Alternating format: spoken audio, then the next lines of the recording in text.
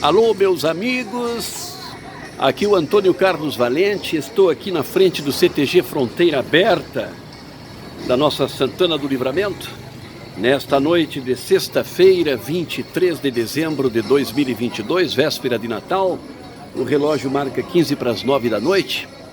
Pessoal, vai estar se realizando dentro de instantes aqui no CTG Fronteira Aberta, esse histórico CTG da nossa cidade, a apresentação de um documentário de veras importantíssimo sobre o herói Aparício Saraiva. E o autor desse documentário e também de um livro muito significativo é o Ricardo Ritzel, jornalista, pesquisador.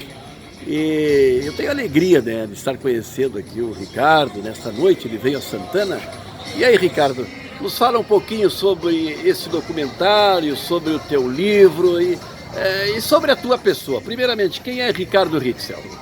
Primeiro, minhas saudações ao amigo, ao colega, né, a todos de Santana do Livramento, uma cidade que eu tanto aprecio, tenho tantos amigos e ótimas recordações. E hoje nós estamos aqui para lançar o documentário, curta-metragem, Gumercindo Saraiva, A Última Batalha. Esse documentário recria, através de uma capa... Não é Aparício Saraiva, é o irmão dele. É o irmão, mas o Aparício é o grande companheiro de armas do irmão, né? Ah, mas é sobre o Gumercindo, o teu documentário. Sobre o Gumercindo Saraiva. Tá. Nós estamos falando sobre uma pessoa. O Aparício a gente conhece, quem conhece o Uruguai sabe que o Aparício tem uma estátua em cada cidade uruguaia, que é admirado, é cultuado. Tem uma estátua também aqui? Tem aqui bem na divisa. Bem ali. na divisa, bonita por sinal. Mas o Gumercindo, a história dele foi apagada da história do Rio Grande do Sul.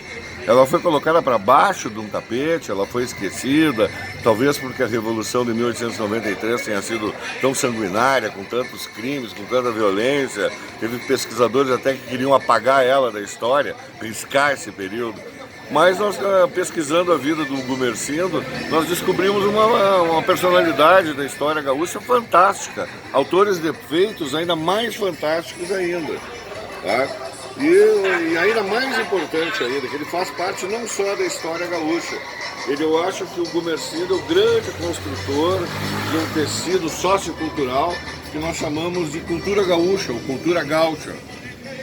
Só para fazer um pequeno exemplo, a palavra gaúcho, até Gumercindo Saraiva, era um pejorativo. A partir de Gumercindo Saraiva, dos seus feitos, do povo que ele arrebatava, do povo que ovacionava ele por onde passava e que seguia ele, o gaúcho foi pouco a pouco se tornando uma qualidade até se tornar o nosso gentílico. E esses tratam do nosso filme, Os Dois Últimos Dias, que são os grandes mitos, as grandes lendas que se entrelaçam sobre a história do Gumercindo, e nós separamos a lenda, o mito da história, o que é verdade, o que não é, o que foi acrescentado, enfim, as lendas, né, que passam por esse grande personagem da história do Rio Grande do Sul, por que não dizer da história brasileira? Ricardo, o jornalista e escritor Elmar Bones da Costa, o nosso querido Bicudo, em parceria com o também jornalista e cineasta Tabajara Ruas, escrever um livro chamado A Cabeça de Gumercindo Saraiva. O que tu poderia nos dizer a respeito desse fato, da decapitação de Gumercindo Saraiva? Isso é uma lenda ou isso é um fato verídico? Primeiro, o livro A Cabeça de Gumercindo Saraiva, do Bones e do Tabajara Ruas, meu amigo Tabajara Ruas, levei ele várias vezes a Santa Maria, minha cidade natal. Por sinal, ele gravou lá, na minha cidade natal, o seu último filme, Os Senhores da Guerra. É um livro-reportagem sensacional, que tem que ser presença obrigatória em qualquer biblioteca de alguém que preze e goste da história gaúcha. A história da decapitação do Gumercindo é aquilo que eu te disse na explanação anterior. É uma história cercada de lendas, com muitos mitos arraigados, com muita fake, com muita mentira política envolvida nisso, muito ódio que existia dentro daquela dicotomia política e social que existia no Rio Grande do Sul naquela época, entre republicanos e federalistas. O que é certo nisso aí? O corpo do Gumercindo Saraiva foi vilipendiado, cavalos passaram por cima, tropas marcharam por cima, chutado. A primeira coisa que o general Rodrigues fez quando chegou e descobriu o túmulo dele em Itacurubi foi cortar as orelhas dele, colocar num cordão de couro e fazer um colar. A soldadesca tirou o bigode, tirou a barba, sabe? Praticou todas as formas de atrocidade, tudo isso pelo medo, o medo que a soldadesca tinha do Gumercindo. Ele era um militar muito experimentado, com uma sofisticada estratégia e tática de combate. Praticou uma tática de guerrilha que até hoje é estudada nos centros militares brasileiros como exemplo de dispersão e de uma luta desigual entre uma tropa e outra, com pouco armamento, né? E é certo que o Firmino de Paula também mandou cortar a cabeça dele e enviar para o presidente da República. A partir daí, existe uma lenda, tá? Que essa cabeça chegou a Porto Alegre. Poxa, ele foi morto no dia 10 de agosto de 1894, né? Para chegar em Porto Alegre naquela época, a cavalo, mesmo com o trem, pegando o trem em Jaguari, Santa Maria, para ir lá, era mais um dia de viagem. 3 dias de cavalo, mais um dia, 2 dias da morte dele. Eles só foram cortar a cabeça 4 dias da morte. Isso vai dar mais de 10 dias. É quase impossível, eu acredito, que essa cabeça tenha chegado em Porto Alegre. E entrei numa pesquisa lá em Santa Maria com o Ramiro de Oliveira. O Ramiro de Oliveira era um republicano, fanático, era um fiel soldado da política do Júlio de Castilhos, e ele foi incumbido de levar a cabeça para lá. Ele nunca contou essa história lá. Ele negava, ele não falava, ele emudeceu, e só uma vez, numa festa lá em Santa Maria, numa taberna, ele, já cheio de bebidas espirituosas, disse que tinha jogado num rio e fechou. Eu acredito que essa cabeça tenha sido deixada em algum rio entre o Carovi e Santa Maria. Ele recebeu uma contra-ordem do Júlio de Castilhos de não aparecer em Porto Alegre com essa cabeça. Mas a história conta que essa cabeça chegou, que ele chegou no Piratini o Júlio não lhe deixou ele, e que ele jogou dentro do Guaíba, a 20 metros do Cais do Porto.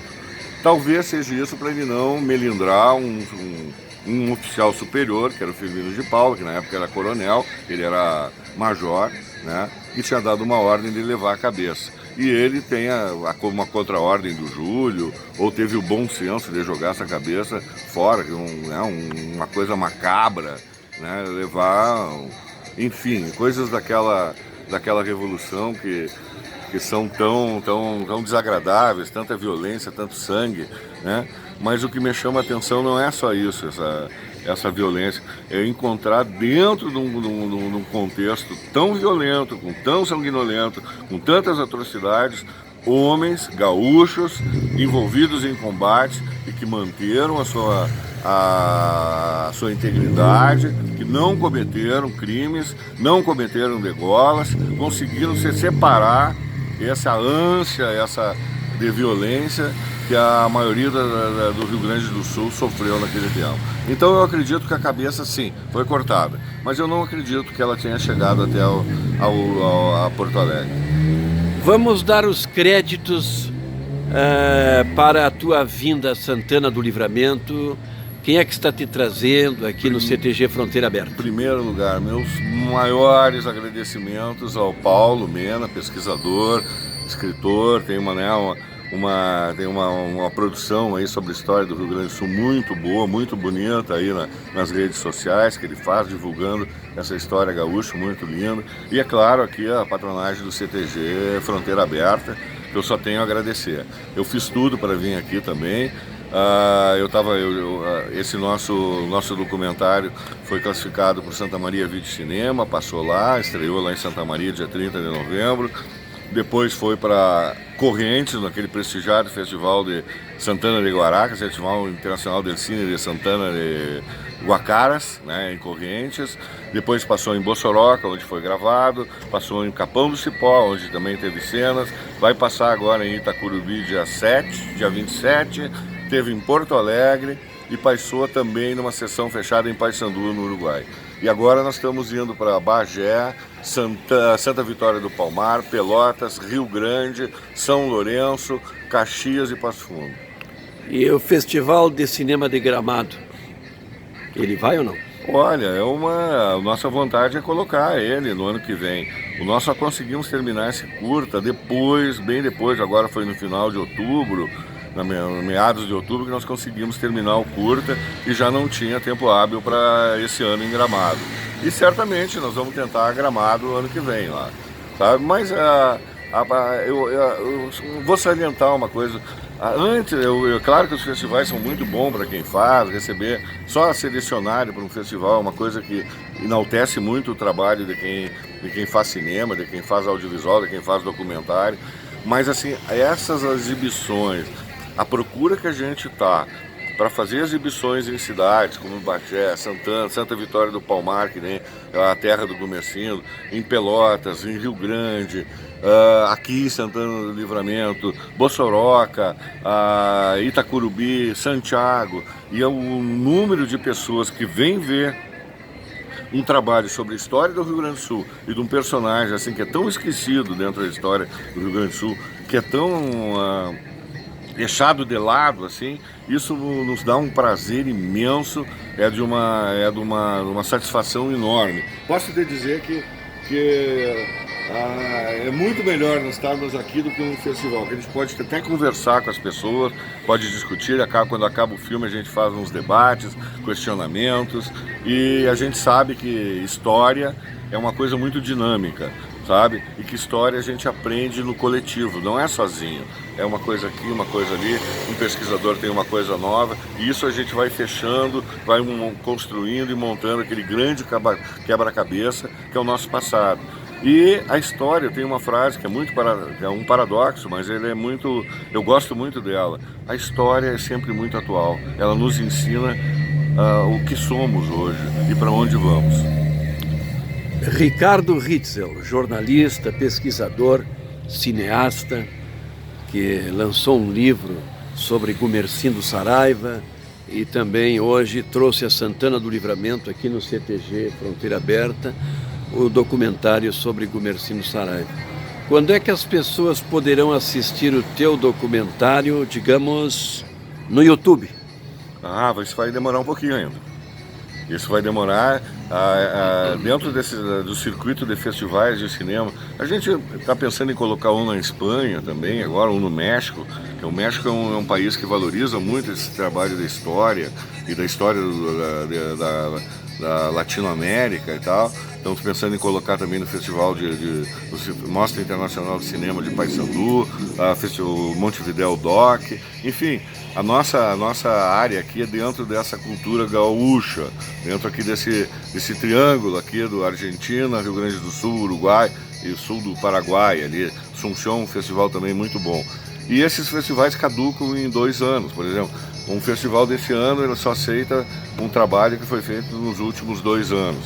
Então a gente primeiro tem que ser inédito, não podem estar publicados, não podem estar vinculados à televisão, né, ser colocados na televisão, no YouTube, em redes sociais. Tem que ser inédito nessas plataformas aí. Então a gente vai explorar bastante esses festivais aqui. Como eu disse, isso é uma satisfação para quem faz. Mas assim, a satisfação para quem vê, como eu te disse antes, é essas exibições, essa procura por exibições, não só de cidades gaúchas, mas também cidades uruguaias e argentinas, que querem ver, querem conhecer essa história desse grande gaúcho, desse grande personagem da nossa história. Muito obrigado, Ricardo Ritzel. Eu que agradeço a ti o contato e as gentis palavras para comigo. Merece, Ricardo. Vamos liberar agora o Ricardo, que em seguida ele vai iniciar ali a exibição do documentário. Como é mesmo o nome do documentário? Gumercindo Saraiva, A Última Batalha. É a última batalha do Gumercindo de não se tornar, seu corpo se tornar um troféu de guerra da ditadura castilhista e uma inusitada ajuda que ele teve. é a verdadeira história, a verdadeira que eu digo assim, é a que eu acredito, é a minha versão daquilo que eu pesquisei junto com muitos colegas, do que aconteceu entre o Carovi e o Itacurubi entre os dias 10 e 16 de agosto de 1894, que resultaram nessa lenda que é a cabeça de Gumercindo Saraiva. Na Revolução Federalista. Isso mesmo.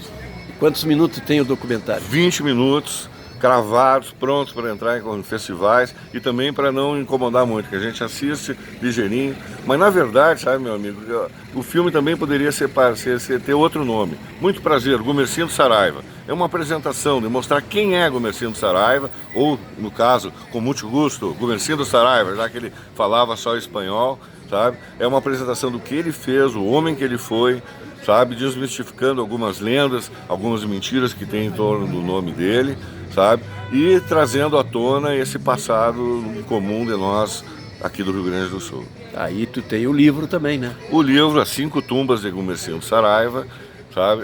Esse é um livro que já foi lançado em 2021, é um sucesso de venda, já estamos na 3ª edição. Lá foi o mais vendido em Santa Maria, mas também lá não conta porque é a minha cidade, tenho muitos amigos, mas foi muito bem vendido em Porto Alegre, em Gramado, em Rio Grande, em Bagé, em Passo Fundo, enfim, já estamos na 3ª edição dele, e a minha editora, que é a Martins Livreiro Editora, já me propôs uma versão, quando ela viu as fotos que eu tinha que estão disponibilizadas, são mais de 1000 fotos que estão disponibilizadas no meu acervo para o filme, para o curta-metragem. Ela quer fazer uma edição de luxo, resgatando essas fotos e fazer encerrar essa 4ª edição com uma edição de luxo aí dela. Muito obrigado, Ricardo Ritzel, e um Feliz Natal para o amigo e a sua família, tá bem? Muito obrigado para o amigo também e para todos os santanenses e aqui os habitantes aqui da fronteira da Paz, de Rivera, cidades que eu tanto aprecio, que eu tanto gosto, que muito venho e guardo muito boas recordações. Um abraço, Feliz Natal e um próspero e ótimo, sensacional 2023. Esperamos se encontrar de novo aí no ano que vem. Com certeza.